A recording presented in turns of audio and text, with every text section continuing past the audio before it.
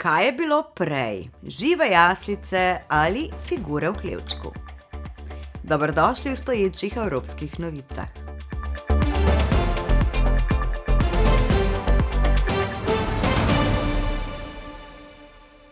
V tem predbožičnem času smo že pokukali v nekatere države Evropske unije in preverili, kakšne so tradicionalne navade v prazničnem času.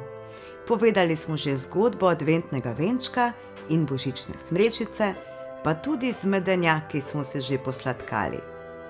Danes pa bomo raziskali, kje in kako so bile izdelane prve jaslice.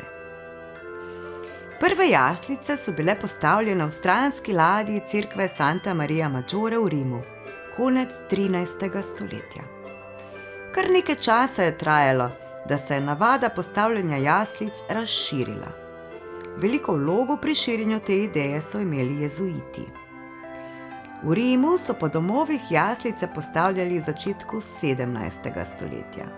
V nemško govorečih deželah v drugi četrtini 17. stoletja, na avstrijskem po letu 1700 in na češkem so bile prve, doslej znane, najstarejše jaslice postavljene leta 1562. Izdelovanje in postavljanje jaslic ima tudi v Sloveniji dolgo tradicijo. Prve dokumentirane jaslice so postavili že leta 1641 v cerkvi v Gornjem Gradu.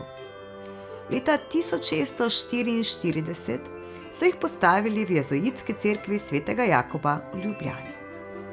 Kasneje so se jaslice začele seliti iz cerkva v domove, najprej premožnih plemičev, v 18. stoletju so dosegle meščanske domove, v začetku 19. stoletja pa še kmečke domove na Gorenjskem.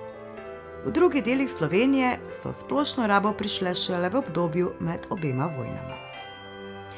Prav poseben razcvet pa je jasličarstvo v Sloveniji doživelo v 90. letih 20. stoletja. Takrat so se po številnih krajih začele organizirati razstave jaslic.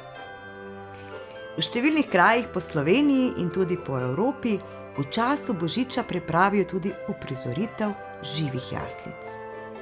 Prve žive jaslice je uprizoril Frančišek Asiški že leta 1223 v Otlini nad vasjo Grečo v Italiji. In tako smo prišli tudi do odgovora. Najprej so bile žive jaslice, šele nato so izdelali prve figurice. Naj vam dete betlehemsko blagoslov svoj sveti dan in kmalu nasvidenje.